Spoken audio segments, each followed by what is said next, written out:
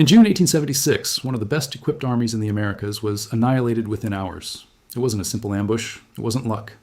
According to military analyses conducted decades later, it was something much more disturbing for official American history. It was a complete tactical defeat. The United States 7th Cavalry, commanded by Lieutenant Colonel George Armstrong Custer, almost completely disappeared in the hills near the Little Bighorn River in Montana. Custer died. Along with him, more than 200 soldiers. And the man many historians point to as the central tactical mind of that victory never gave a single interview. He never allowed himself to be photographed. He never left, according to practically all available records, any reliable portrait of his own face. His name was Crazy Horse. The question this investigation aims to explore is not just how he won. That's why, more than 150 years later, we still know so little about who he really was. And what does this absence of information reveal about how American history has chosen to remember, or forget, the man who humiliated its most celebrated army? To understand Crazy Horse, one must first understand the world that formed him. He was born, by most historical estimates, around 1840 or 1841, among the Oglala Lakota, one of the 7 groups that made up the great Sioux Nation of the North American plains. The Lakota did not keep written records in the Western sense. Exact birth dates were concepts that simply did not apply to the way that culture organized memory and identity. What we know comes from oral traditions, from accounts preserved by other Lakota warriors decades later, from fragments that researchers reconstructed with considerable caution over more than a century. His birth name, according to some reports, may have been different from the name he would use in adult life. The Lakota frequently changed names throughout their lives, marking significant transformations in identity or deeds. The name Crazy Horse, in Lakota, Tashonke Witko, would have been inherited from his own father, who carried that name before him. Some researchers translate this expression as something closer to "your horse is wild" or "untamed horse" than the literal and better-known translation. This translation difference may seem small, but researchers who study the Lakota language say it reveals something important. It was not madness in the sense that the English suggests. It was something closer to wild unpredictability, of a force that could neither be tamed nor fully understood. And this quality, according to practically all available accounts, would define the man throughout his life. Crazy Horse's childhood came during a period of accelerated transformation for the peoples of the northern plains. The United States was expanding westward at a pace that no previous generation had experienced. The Oregon Trail brought thousands of settlers across Lakota territory every year. Treaties were signed and broken, and signed again with terms increasingly unfavorable to indigenous nations. Some researchers describe this period as a constant and increasing pressure, not a single dramatic event, but a slow process of territorial erosion that accumulated generation after generation.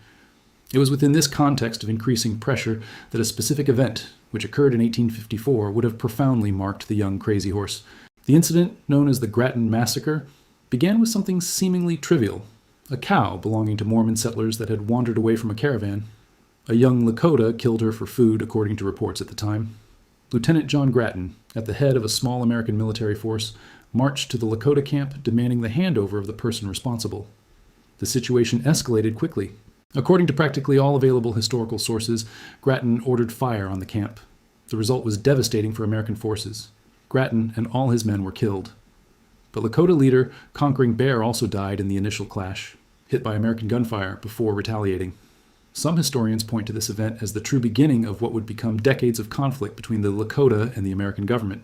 And there are reports that suggest that young Crazy Horse, still a teenager, would have witnessed parts of this confrontation or its immediate consequences. What this meant for his training as a warrior is something researchers continue to debate. But from that point on, the reports about his life become even more loaded with symbolic meaning. There is an event in Crazy Horse's youth that appears repeatedly in Lakota oral traditions, although the specific details vary among different people. You have preserved versions. It is the story of his search for spiritual vision. Among the Lakota, young people transitioning to adulthood often sought visionary experiences through isolation, prolonged fasting, and exposure to the elements. The goal was to obtain spiritual guidance that would guide the rest of his existence. According to traditions preserved by researchers who worked with descendants and other Lakota warriors who met Crazy Horse, he would have had a particularly intense vision during one of these searches. Specific details vary between available versions, but recurring elements include images of a knight who could not be hit by arrows or bullets, riding through chaos and battle without taking harm. Some researchers interpret this vision as the spiritual foundation of combat practices Crazy Horse would later develop, including certain body painting and ritual elements he adopted before entering battle. Other scholars warn of the need for interpretative caution. Oral traditions often incorporate retrospective elements shaped by later knowledge of the deeds of the person in question. It is possible, according to this more cautious perspective, that certain details of the vision were elaborated or emphasized decades later, in light of the reputation that Crazy Horse would build as a warrior practically invulnerable in combat. What is more difficult to dispute is the behavioral pattern that would emerge in the following years. Crazy Horse, according to multiple independent accounts preserved by different sources, developed a reputation for fighting with almost supernatural calm in situations of extreme danger. And that reputation, whether it was founded on genuine tactical ability, exceptional luck, or some combination of the two, would grow over decades until it became a central part of their identity among the Lakota themselves. But that was just the beginning of a trajectory that would gradually take him to the center of one of the most significant conflicts in American history. The 1860s brought dramatic intensification of tensions between the Lakota and the American government. The discovery of gold in Lakota territory and the subsequent invasion of fortune seekers completely ignoring the terms of previous treaties created pressure that many historians describe as unsustainable. It was in this context that Crazy Horse began to emerge not only as a talented individual warrior, but as a recognized military leadership figure among the Oglala.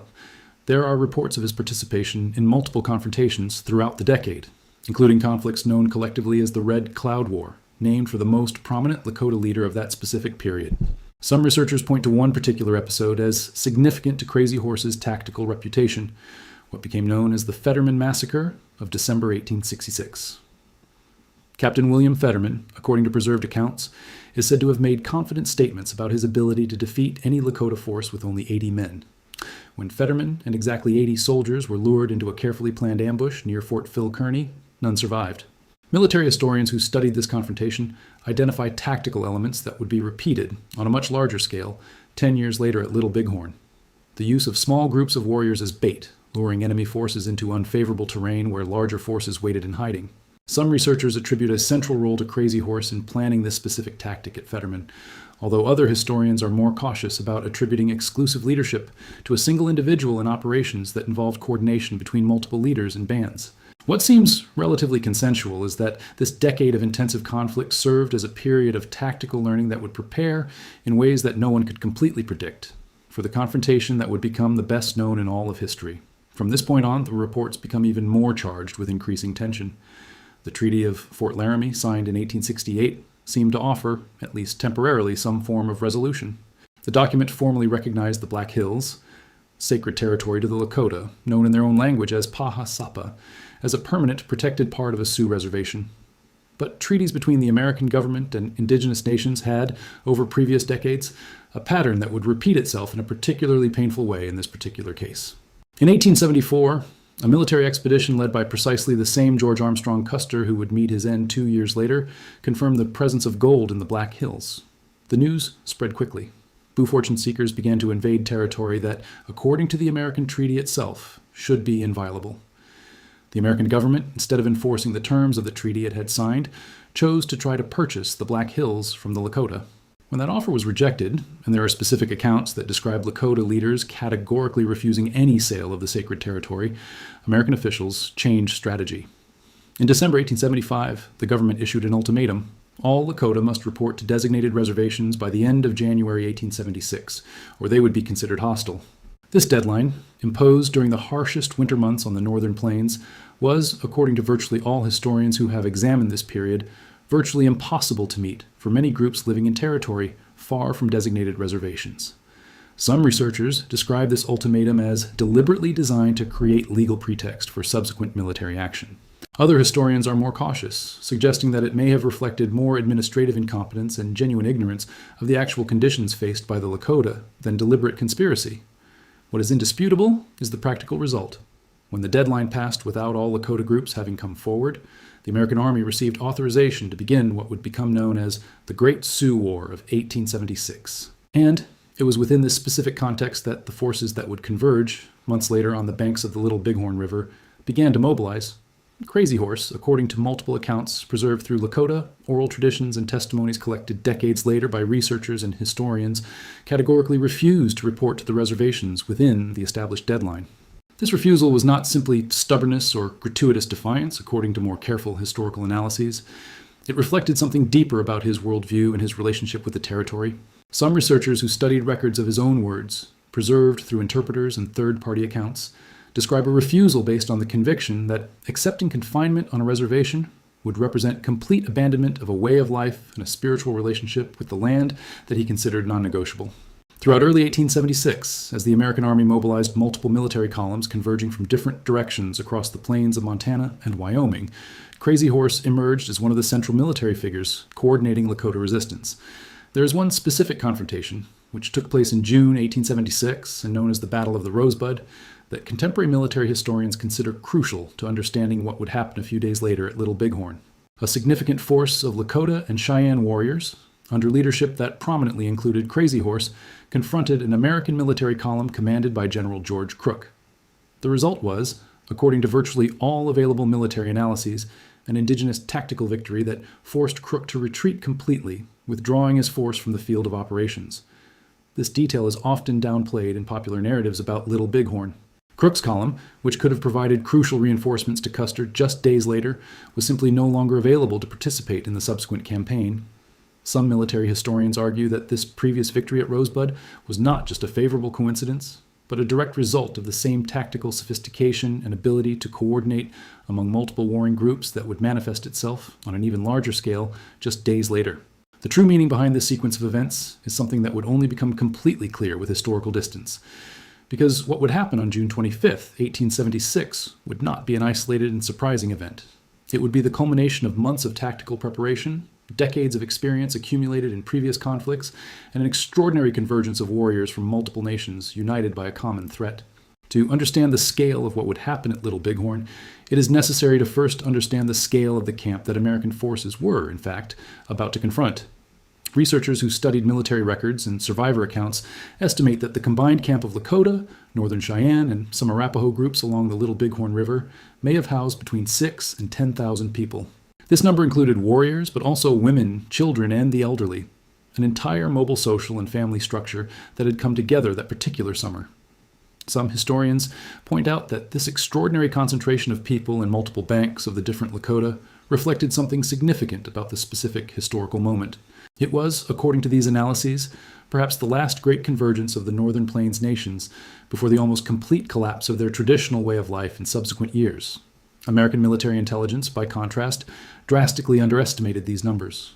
Reports from Indian scouts serving in the American Army, including Crow and Arikara warriors, who had their own historical reasons for hostility toward the Lakota, had warned of the scale of the camp. But Custer, according to virtually every available historical analysis, chose not to give these warnings sufficient weight. This specific decision is one of the most debated elements by military historians trying to reconstruct Custer's psychology and tactical reasoning at that crucial moment. Some researchers suggest that personal ambition and political anxiety may have influenced his judgment. Custer faced, according to documents preserved from the time, some political pressure in Washington and possible interest in a future presidential candidacy that could be boosted by a dramatic military victory. Other historians emphasize more immediately tactical factors. The genuine fear that the camp might disperse before an attack could be organized, leading Custer to prioritize speed over caution and adequate reconnaissance. What is relatively consensual is that the decision to divide its forces into multiple smaller detachments, rather than maintaining a unified force, would prove catastrophic. Custer divided his command into 3 main elements before advancing. A detachment under Major Marcus Reno was sent to attack the camp from a flank. Another, under Captain Frederick Benteen, was assigned to explore additional terrain to the south. Custer himself maintained direct command over the 3rd and largest group. This fragmentation, according to later military analyses, eliminated any possibility of coordinated mutual support between the different sections of the regiment at a time when they would need it most. Reno's initial attack against the southern end of the camp met much more intense and much more quickly organized resistance than any American planning had anticipated. Lakota and Cheyenne warriors, according to multiple accounts preserved through oral traditions and subsequent interviews with participants, responded with a speed of mobilization that completely surprised American expectations about how indigenous populations would react to a surprise attack.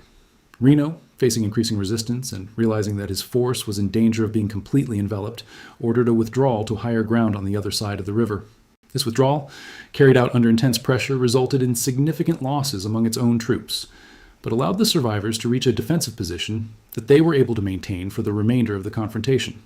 Meanwhile, Custer, with his own separate force, advanced toward another section of the camp, apparently without full knowledge of the scale of resistance Reno was already facing.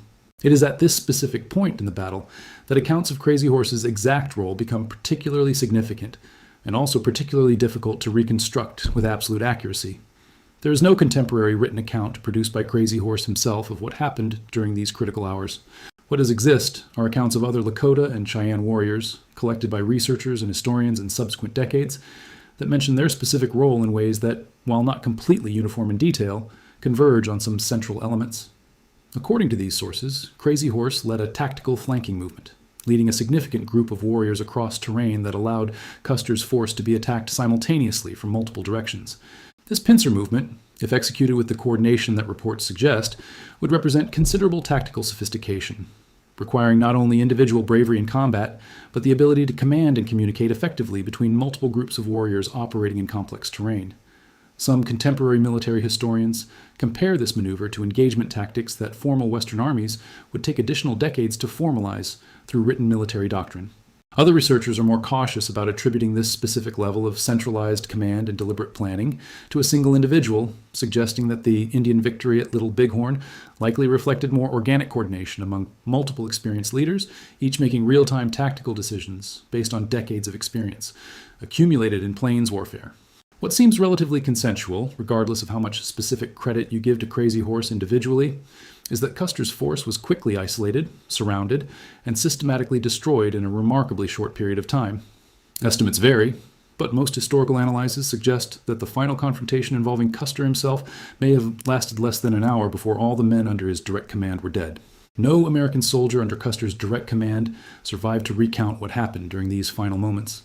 This complete absence of surviving American witnesses created in the following decades an informational vacuum that would be filled, in varying and sometimes contradictory ways, by reconstructions based on physical evidence found on the battlefield later, and by indigenous accounts collected through subsequent interviews. Researchers who examined the physical evidence, positions of found bodies, patterns of discarded ammunition casings, marks on recovered equipment, tried to reconstruct an approximate sequence of events. But this reconstruction remains, according to virtually all historians working with this evidence, necessarily speculative in many specific details. What is indisputable is the end result, the complete annihilation of a significant American military force, in a defeat that deeply shocked American public opinion when the news finally reached the east of the country, coinciding particularly painfully with the centennial celebrations of American independence that same summer of 1876.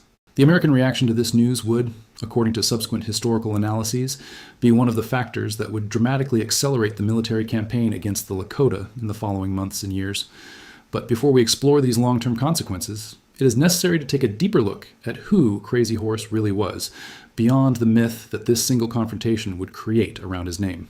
Because to reduce his entire story to just this single battle, however dramatic and historically significant it was, would be to miss entire dimensions of his life that contemporary researchers consider equally revealing about who he genuinely was.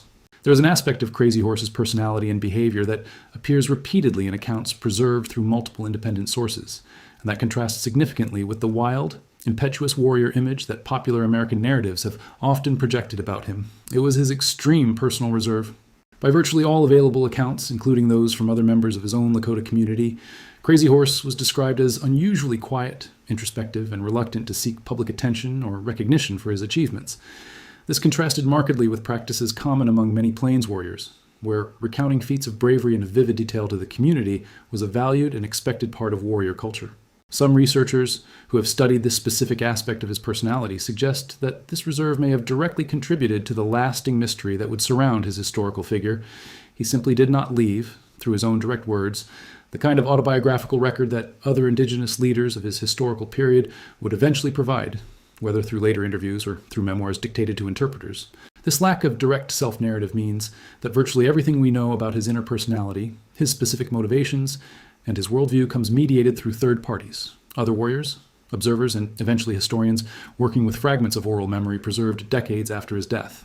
What few realized, perhaps not even his closest contemporaries, was that this same reserve and refusal to seek public recognition would become, paradoxically, a fundamental part of the myth that would grow around his name in subsequent generations.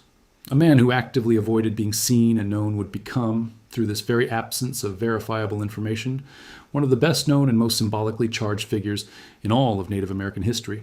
There are specific accounts of Crazy Horse's personal life that researchers treat with particular caution, given that they come exclusively from oral traditions passed down for generations before being finally documented by historians. One such account involves a complicated romantic relationship in his youth with a woman named Black Buffalo Woman, who reportedly generated significant tension with another Lakota warrior named No Wat, R. According to these traditions, the conflict would have escalated to a direct confrontation where Crazy Horse was injured by a gunshot fired by No Water in a moment of jealousy and anger.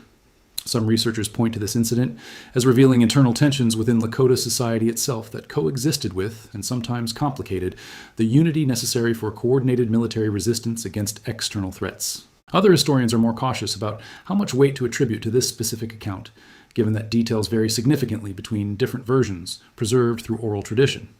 What seems most consensual among researchers is that Crazy Horse would eventually marry, at different points in his life, other women, including a later union with a woman named Black Shawl, with whom he would have had a daughter. This daughter, according to preserved reports, would die as a child from illness, a loss that some researchers suggest may have contributed to further deepening the already considerable introspection and emotional isolation that characterized her personality. Crazy Horse's personal and human dimension, often obscured by his broader historical role as a military leader and symbol of resistance, reveals a man who experienced loss, internal conflict, and personal tragedy in ways that make him, paradoxically, more understandable in his humanity precisely through these fragments of information that survive despite his own extreme reserve. As this first part of the investigation approaches its conclusion, it is important to recognize that everything that has been explored thus far, his training as a warrior, his pivotal participation in Little Bighorn, his reserved and enigmatic personality, represents only the beginning of a story that would become, in the months and years following that specific battle, even more fraught with tension, tragedy, and lasting historical significance. Because the victory at Little Bighorn, however extraordinary it was from a military and tactical point of view, did not in any way represent the end of the conflict. It represented, according to practically all available historical analyses, exactly the opposite. The American reaction to this humiliating defeat would trigger a retaliatory military campaign that would intensify dramatically in the subsequent months, with resources and determination that the Lakota, even with all their demonstrated tactical sophistication, would eventually be unable to resist indefinitely. And what would happen to Crazy Horse specifically over the course of the year following that extraordinary victory would reveal even more disturbing dimensions about how American history would treat the man who had, for a few hours in June 1876, completely humiliated his most celebrated army. The question that remains as we move into this next phase of the investigation is simple but deeply disturbing. How would a nation that openly celebrated the capture or elimination of its most feared adversaries treat, specifically, a man who had become, through his own extraordinary victory, a living symbol of everything that threatened the American narrative of inevitable expansion and manifest destiny? The answer, as we will explore in the continuation of this investigation, involves betrayal, desperate negotiation, and an ending that continues to generate passionate historical debate to this day. Before we move any further, it is worth examining in more detail a specific aspect that contemporary military researchers consider fundamental to understanding why Little Bighorn happened the way it did: the very weapons and equipment available to each side of the conflict. The 7th Cavalry was equipped with Model 1873 Springfield carbines, single-shot weapons that required manual reloading after each shot. This specific technological limitation, according to later military analyses, may have contributed significantly to the speed with which Custer's force was overcome. Lakota and Cheyenne warriors, by contrast, possessed a surprisingly diverse arsenal, including, according to archaeological evidence recovered from the battlefield decades later, significant numbers of Winchester and Henry repeating rifles. These weapons, capable of firing multiple shots without the need for manual reloading between each shot, represented a considerable tactical advantage in close and intense combat. Some researchers point out that this specific weapons disparity, where the side considered less civilized by the standards of the time possessed, in certain respects superior military technology, directly contradicts simplistic narratives about the automatic technological superiority of conventional American forces. How Plains warriors obtained these repeating rifles is a question historians continue to explore, with explanations that include trade with arms traffickers, capture of weapons in previous clashes, and in some cases, acquisition through commercial networks that connected indigenous territory to broader markets through various intermediaries. What is certain is that analysis of shell casings recovered from the battlefield by archaeologists decades later revealed a pattern of extremely intense and concentrated fire coming from Indian positions, consistent with extensive use of repeating weaponry that drastically multiplied the volume of possible fire compared to single-shot weapons. There's also a specific geographic dimension to the terrain at Little Bighorn that deserves more careful attention, as it reveals how specific territorial knowledge again played a crucial role. similar to what previous analyses of other plains conflicts have repeatedly demonstrated. The topography along the Little Bighorn River included rolling hills, deep ravines, and vegetation that offered significant cover for stealthy movement by groups of warriors. This terrain, familiar to the Lakota and Cheyenne through generations of using that particular region for hunting and seasonal movement, was virtually unknown to most of the American soldiers participating in the campaign. Researchers who have reconstructed the course of the battle through physical evidence and preserved accounts point out that this territorial familiarity allowed indigenous warriors to explore approach routes and lines of sight that were not apparent to observers less experienced with that specific terrain. Hills that appeared at first glance to offer an advantageous defensive position for American forces turned out, in practice, to be vulnerable to fire from ravines and depressions that were not visible until they were already too close for any effective tactical adjustment. This pattern, where deep and specific territorial knowledge offset or even surpassed conventional advantages of formal military equipment and training, was not unique to the Little Bighorn. As previous investigations into other conflicts on the American plains have demonstrated, this pattern would repeat itself with variations specific to each particular geographic context in multiple confrontations over decades of American westward expansion. What makes Little Bighorn particularly significant, according to military historians, is the scale and speed with which this pattern manifested itself, resulting in defeat so complete and so rapid that it would profoundly shock American military and cultural confidence of that particular period. There's one additional element that deserves consideration before we conclude this first part of the investigation: the specific role played by other leaders who, together with Crazy Horse, coordinated the indigenous response that day. Sitting Bull, a Lakota spiritual and political leader of considerable prominence, had conducted days before the battle a ceremony known as the Sun Dance, during which he was said to have received prophetic vision about soldiers falling on the Lakota camp. Researchers studying the spiritual and religious dimension of this conflict point out that this vision, widely known among the warriors gathered before the battle, may have contributed significantly to high morale and collective confidence among the camp's defenders. Sitting Bull, although he did not directly participate in physical combat due to previous wounds that limited his ability to fight directly, is described by multiple sources as a spiritual leadership figure whose psychological influence on the assembled warriors was as significant as any specific tactical command. Other leaders, including Gall among the Hunkpapa Lakota and Two Moons among the Northern Cheyenne, also played direct military leadership roles that historians consider crucial to the final outcome, complementing and in some respects rivaling in importance the specific contributions attributed to Crazy Horse. This multiplicity of effective leadership, distributed among multiple individuals, representing different bands and even different indigenous nations, contradicts simplified narratives that sometimes attempt to attribute victory at Little Bighorn to a single individual tactical genius. Historical reality, according to more careful and more recent analyses, suggests something more complex and perhaps more impressive: an organic and effective coordination between multiple experienced leaders, each bringing specific tactical knowledge and command capacity over their own followers, converging in a collective military response that completely exceeded American expectations about indigenous organizational capacity. This does not diminish the specific importance of Crazy Horse within this broader coordination, but it contextualizes his contribution within a collective effort that involved sophistication, organizational structure distributed among multiple leadership figures, reflecting Lakota political and military structures that historically operated through consensus and coordination among leaders rather than single centralized command in the style of conventional European military hierarchies. News of the defeat at Little Bighorn reached the American East in July 1876 amid celebrations of the centennial of independence. The shock was immediate and profound. Newspapers described the event using language of massacre and national tragedy. There are reports that suggest that American public opinion, already inclined to see indigenous populations as an obstacle to territorial expansion, reacted with fury that researchers describe as disproportionate, even given the patterns of racial hostility already common in that period. The American government responded with military mobilization far more intense than any previous campaign against the Lakota. Resources that were previously limited or distributed among multiple priorities began to be concentrated specifically on the task of locating and neutralizing the groups responsible for the victory at Little Bighorn. Some historians point to this response as revealing something deeper than simple military retaliation. It was, according to these analyses, a psychological and political necessity to restore a narrative of American inevitability that defeat had momentarily fractured. The winter of 1876 and 1877 would become, for the Lakota still holding out outside the reservations, a period of increasing pressure and severe physical deprivation. American tactics changed significantly after Little Bighorn. Rather than seeking direct confrontations in open battle, where indigenous tactical sophistication had demonstrated devastating capabilities, American commanders adopted a strategy of prolonged attrition. Winter campaigns, deliberately timed to coincide with more severe weather conditions, targeted exactly the kind of vulnerability that previous analyses of other lowland conflicts had already identified as crucial. Destroy supplies, attacking herds of horses, forcing groups to remain in constant motion during colder months when resources were naturally scarcer. Researchers who studied this particular phase of the campaign describe a deliberate strategic transformation, recognition that direct military confrontation had failed catastrophically, replaced by an approach that exploited long-term logistical and demographic vulnerabilities.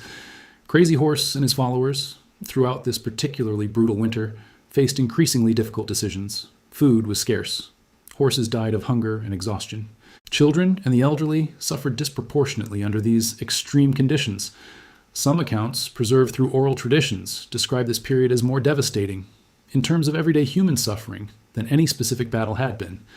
And it was within this context of mounting pressure and accumulated suffering that negotiations began to emerge between American representatives and different Lakota groups still resisting outside designated reservations. General George Crook, who had previously faced Crazy Horse at the Battle of the Rosebud, became a central figure in these subsequent negotiations. Crook, according to historical analyses, had developed considerable tactical respect for Crazy Horse's military capabilities, even as he continued to command forces destined to completely subjugate him. Different emissaries, including other Lakota leaders who had already appeared on the reservations, were used to try to convince Crazy Horse that continued resistance represented only prolonged suffering with no realistic prospect of ultimate victory. There are specific accounts of these negotiations that suggest significant promises were made to Crazy Horse if he decided to come forward voluntarily. According to some of these accounts, it would include the promise of a reservation of his own specifically designated for his group, possibly in the Powder River region, that he and his followers particularly valued. Other reports suggest broader promises about the possibility of a visit to Washington to directly discuss territorial issues with higher-level U.S. government officials. The question of how many of these promises were genuine versus a deliberate strategy to facilitate surrender with no real intention of subsequent fulfillment is a historical debate that researchers continue to explore to this day. What is relatively consensual is that, in May 1877, Crazy Horse finally led his group, by then significantly reduced by months of deprivation and attrition, to Fort Robinson in Nebraska to formally present himself to American authorities. This moment would represent not the end of his story, but the beginning of a family. Ending marked by growing tension, mutual distrust, and eventually tragedy that continues to generate passionate historical debate. Life in the vicinity of Fort Robinson during the months following the surrender quickly revealed itself to be more complex and more tense than any simple narrative of peace finally achieved would suggest. Crazy Horse, according to multiple preserved accounts, remained distant and reserved even in this new context, refusing to fully embrace American expectations about how former resistance leaders should behave once confined near military installations. Rumors began to circulate among other Lakota leaders already established on the reservations, and among American military officials, suggesting that Crazy Horse might be planning renewed escape, or even more drastic actions against American authorities. Researchers who have examined these rumors with historical care identify a disturbing pattern. Many of these suspicions appear to stem from internal rivalries between different Lakota leaders, some of whom possibly saw Crazy Horse as a threat to their own influence and position within the new power structure, emerging on reservations under American supervision. One specific interpreter, according to accounts widely discussed by historians, deliberately distorted or mistranslated Crazy Horse's comments during a tense meeting, making it appear that he was expressing hostile intent when, according to other witnesses present, his actual words would have had a more ambiguous or even completely different meaning. This specific episode of problematic translation illustrates something that contemporary researchers consider crucial to understanding this entire final phase of Crazy Horse's life. Communication between cultures, mediated by interpreters with their own motivations and limitations, created significant space for misunderstandings that could have fatal consequences. The situation deteriorated rapidly throughout the summer of 1877, with growing distrust among American military authorities about Crazy Horse's true intentions. In September 1877, military officials decided that Crazy Horse should be preemptively arrested, fearing that he might be planning imminent hostile action. The specific order for his arrest involved considerable tactical complexity, reflecting American military recognition that Crazy Horse remained a potentially dangerous figure even after months of nominally living in peace near the fort. Crazy Horse, upon realizing that he was being led not to a peaceful meeting as he had initially been told, but to imprisonment in a cell, physically resisted. What happened in the following moments remains, according to practically all historians who have examined this specific event, one of the most contested and most ambiguous episodes in this entire history.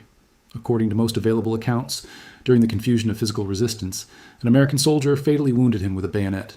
Some accounts suggest that another Lakota warrior present, possibly motivated by past personal rivalries or pressure from American authorities themselves, may have actively contributed to restraining Crazy Horse during this crucial moment, facilitating the fatal wound.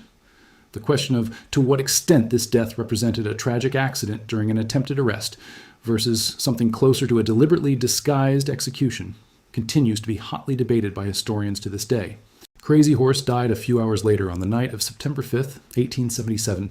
He was, according to the most common estimates of his age, approximately 36 or 37 years old. The reaction to his death, both among Lakota communities and American observers, reveals important dimensions about how different groups processed and interpreted this event. According to preserved accounts, his father and his immediate family took his body to a location they deliberately kept secret, refusing to reveal where exactly he was buried.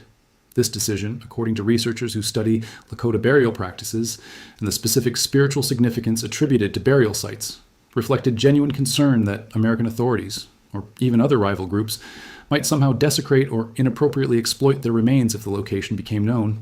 This decision had lasting and significant consequences. To this day, the exact location of Crazy Horse's grave remains publicly unknown, preserved as a family secret passed down through generations within his specific lineage of descent. Some contemporary researchers see this lack of known physical location as a powerful symbolic parallel to the broader absence of verifiable information under your life and physical appearance. A man who avoided being photographed during his life remains, even after death, deliberately protected from any attempt at location or physical exposure by forces outside his own community and family. The official American reaction to his death was, by contrast, significantly more pragmatic and less charged with immediate symbolic weight. Some military reports from the time treat the event primarily as a convenient resolution of a security situation that had become increasingly tense and uncertain. But subsequent history would reveal, over the following decades, how this specific death would become progressively more significant in the broader American historical memory, gradually transforming into a symbol charged with multiple conflicting meanings. The question of how the historical figure of Crazy Horse was subsequently appropriated, reinterpreted, and sometimes distorted by broader American culture in the decades since deserves careful exploration, as it reveals patterns similar to those that previous analyses of other indigenous resistance figures have repeatedly identified. Throughout the 20th century, his name and image, even without any confirmed photograph that could serve as an accurate basis, became associated with a variety of commercial products, including alcoholic beverages, motorcycles, and several other brands that used their reputation for bravery and resistance as a marketing tool completely decontextualized from their real historical meaning. Contemporary indigenous studies, researchers point to this commercial appropriation as a further example of a broader pattern already discussed in previous analyses of other indigenous historical figures. The superficial and decontextualized celebration of symbols of resistance by the same culture that had historically systematically worked to destroy the people and ways of life that these figures genuinely represented. In 1948, a monumental project that is still under construction to this day began, the Crazy Horse Memorial in the Black Hills of South Dakota, close to the also controversial Mount Rushmore. This memorial, carved directly into a mountain, seeks to portray Crazy Horse on horseback, pointing toward land that historically belonged to the Lakota. The project, begun by sculptor Korczak Ziolkowski at the invitation of Lakota leaders, including Standing Bear himself, still remains incomplete decades later, continued today by the original sculptor's family. There is significant debate, including among members of different contemporary Lakota communities, about the appropriate meaning of this memorial. Some see the sculpture as a genuine and necessary tribute to a fundamental historical figure, especially when contrasted with the geographic proximity of Mount Rushmore, which celebrates precisely the American presidents under whose administration policies of territorial expansion and indigenous displacement were implemented. Other researchers and members of indigenous communities express significant discomfort with the very idea of permanently carving the image of a man who, throughout his documented life, had actively refused to be portrayed or photographed, suggesting that even this well-intentioned tribute may represent a violation of his explicitly known personal desires. This particular debate illustrates a broader tension that permeates every contemporary discussion about how to appropriately memorialize indigenous historical figures, the difficult balance between necessary recognition of their historical importance and respect for their own documented personal choices and values, which often came into direct conflict with conventional Western forms of public commemoration and memorialization. As we conclude this investigation into Crazy Horse, it is necessary to return to the fundamental question that motivated this entire exploration. Why do we know so little, verifiably, about a man whose historical importance is so widely recognized? The answer, as this investigation has demonstrated through multiple layers of analysis, is deeply intertwined with the man in question's own personality and deliberate choices. His extreme personal reserve, his categorical refusal to be photographed or portrayed, his reluctance to share detailed narratives about his own exploits, and finally, his family's decision to maintain his location of permanently secret burial all collectively contribute to an absence of verifiable information that no amount of subsequent historical research has been able to completely fill. But this very absence, paradoxically, perhaps contributed as much as any specific military feat to the duration and intensity of his symbolic legacy.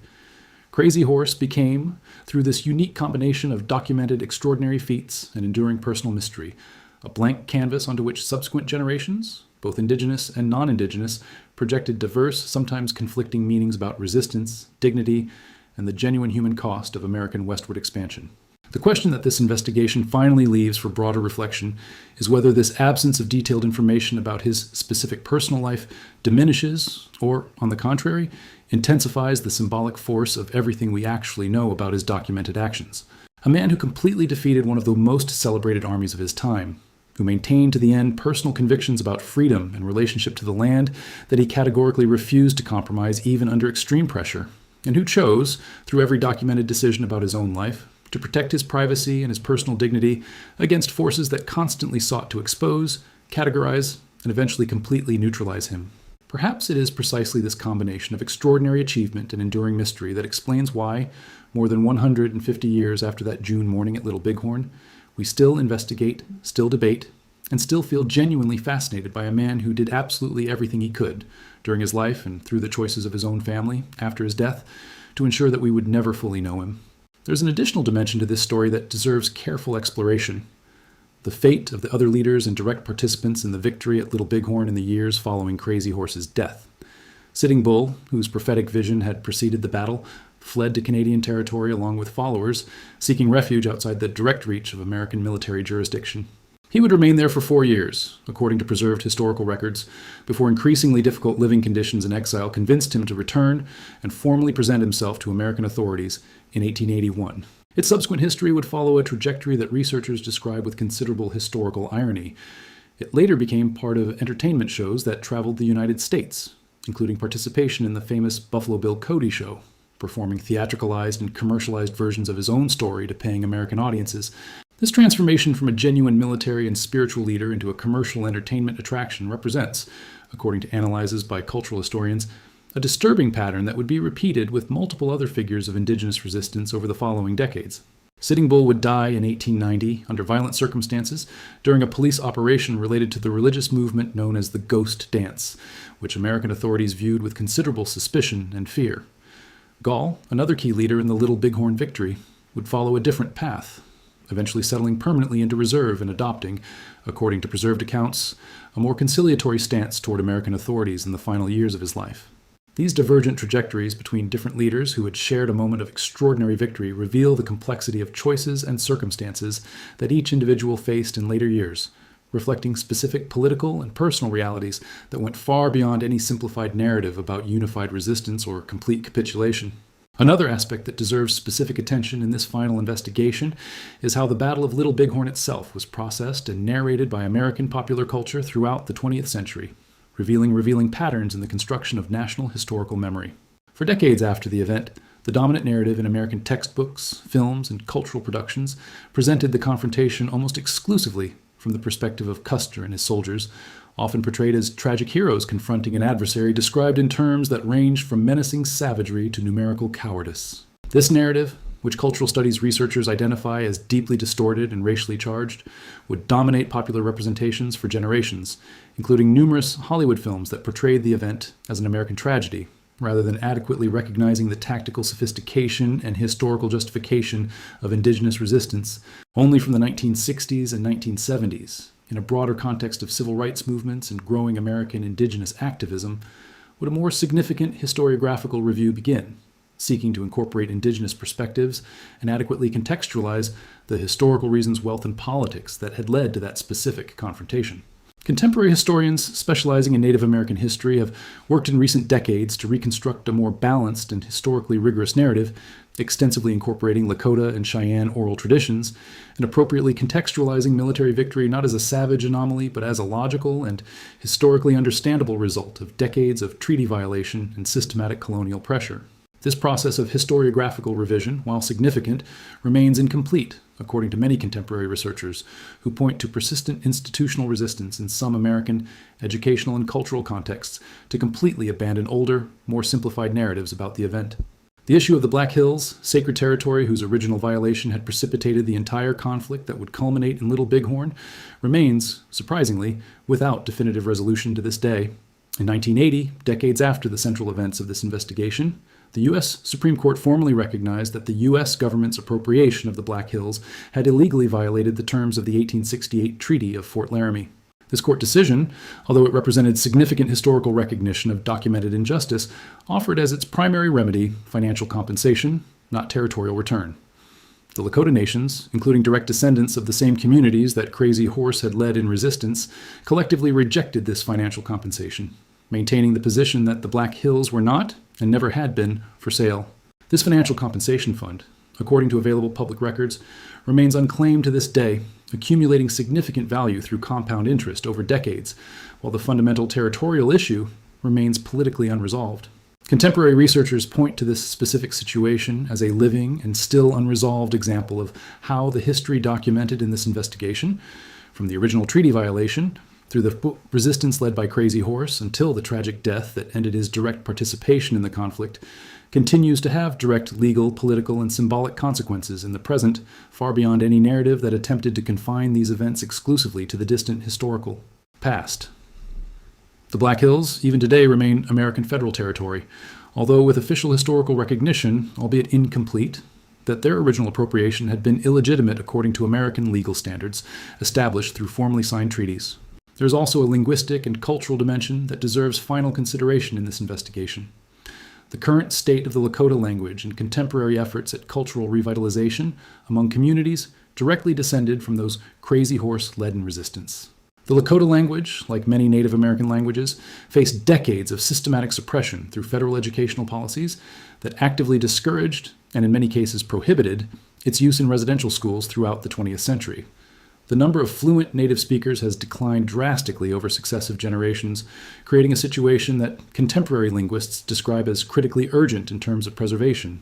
Language revitalization efforts conducted in recent decades by tribal organizations, including immersion programs in schools located within contemporary Lakota reservations, represent significant attempts to reverse this trajectory of decline, although involved researchers have consistently recognized the urgency and considerable difficulty of this particular task. This contemporary struggle for linguistic and cultural preservation is directly connected, according to analyses from indigenous studies, with the very legacy of resistance that Crazy Horse historically represents. If his life and death symbolized physical and military resistance against territorial appropriation, contemporary language revitalization efforts represent a different but equally significant form of cultural resistance against centuries of assimilationist pressure that sought to systematically eliminate not just physical territory, but the entire cultural and linguistic identity of the North American Plains peoples. There's one specific document, preserved through oral tradition and later recorded by researchers working with Crazy Horse's descendants, that offers perhaps the closest approximation available to anything resembling his own words about his core values. According to this tradition, Crazy Horse would have expressed at some point in his adult life the conviction that a man should not own anything he could not carry with himself, and that land belonged to all peoples collectively, not to specific individuals through concepts of private property that the Lakota historically did not recognize. This philosophy, if it genuinely reflected his personal thinking in the way that tradition suggests, contrasts dramatically with the American economic and legal system that was, throughout his lifetime, actively working to impose exactly this concept of individualized territorial ownership over territory that the Lakota historically shared collectively. Researchers who study this philosophical and cultural dimension of conflict point out that this fundamental incompatibility between value systems, collective versus individual ownership, spiritual relationship to the land versus commercial exploitation of resources, represented in a sense a conflict even deeper and more irreconcilable than any specific territorial dispute considered in isolation. Crazy Horse, according to this broader interpretation, was not simply fighting to maintain possession of specific territory. It was fighting to preserve a complete system of values and relationships with the natural world that was fundamentally incompatible with the system that American expansion sought to impose. This deeper philosophical dimension, perhaps more than any specific tactical detail about Little Bighorn, explains why its historical figure continues to resonate so powerfully to the present day, far beyond specific geographic or cultural boundaries. Contemporary environmental justice and indigenous rights movements around the world often invoke similar principles about collective and spiritual relationship with natural territory, finding in historical figures like Crazy Horse powerful precedent and ongoing inspiration for contemporary resistance against modern forms of territorial appropriation and environmental exploitation. As we finally conclude this thorough investigation of Crazy Horse, it is worth returning to the image that opened our exploration. A powerful army annihilated within hours by a man whose own physical appearance remains, to this day, unknown with certainty. This absence of confirmed visual image, which could initially seem like just an interesting historical curiosity, reveals itself throughout the investigation we conducted as a deeply symbolic of something broader about how powerful societies process and attempt to control narratives about adversaries that refuse to fit comfortably into simple categories. Crazy Horse could not be photographed, categorized, or fully understood by the standards and conceptual frameworks that American society of its time tried to apply to everything and everyone it encountered in its territorial expansion. His victory at Little Bighorn could not be easily explained through simplistic narratives about civilizational superiority or inferiority that ideologically justified the entire American colonial project. And his death, occurring under circumstances that remain genuinely ambiguous to this day, does not offer the clean, satisfying narrative resolution that conventional stories often strive for.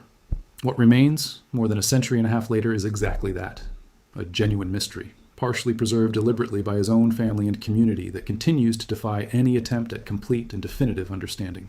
Perhaps it is precisely this final and lasting resistance to complete understanding, this categorical refusal to be fully known, captured, or controlled, even through the most powerful tools, of historical documentation available to contemporary researchers, which represents the most genuine and lasting legacy of a man who, in his lifetime, never allowed outside forces to completely determine who he was or how his story would be told.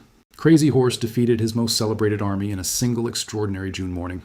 But perhaps his most lasting and most significant victory was another, ensuring that, even more than 150 years later, he remains, at his deepest essence, genuinely free from any final and definitive attempt at complete capture through documented historical knowledge. Sources and reference works for further study: Crazy Horse and Custer by Stephen Ambrose, Bury My Heart at Wounded Knee by D. Brown, The Heart of Everything That Is by Bob Drury and Tom Clavin, National Archives, historical records relating to the Great Sioux War of 1876, military documentation about the Battle of Little Bighorn preserved in U.S. War Department archives, ethnographic work on Lakota oral traditions relating to Crazy Horse, archaeological analysis of the battlefield, that of Little Bighorn conducted by the National Park Service, historical documentation about the Crazy Horse Memorial in South Dakota, court records relating to the 1980 U.S. Supreme Court ruling on the Black Hills, contemporary documentation of Lakota language revitalization efforts, sources and reference works for further study: Crazy Horse and Custer by Stephen Ambrose, The Lakota Way and Other Works on Lakota Culture, National Archives. Historical records relating to the Great Sioux War of 1876, military documentation about the Battle of Little Bighorn preserved in U.S. War Department archives, ethnographic work on Lakota oral traditions relating to Crazy Horse, archaeological analyses of the Little Bighorn battlefield conducted by the National Park Service, historical documentation about the Crazy Horse Memorial in South Dakota,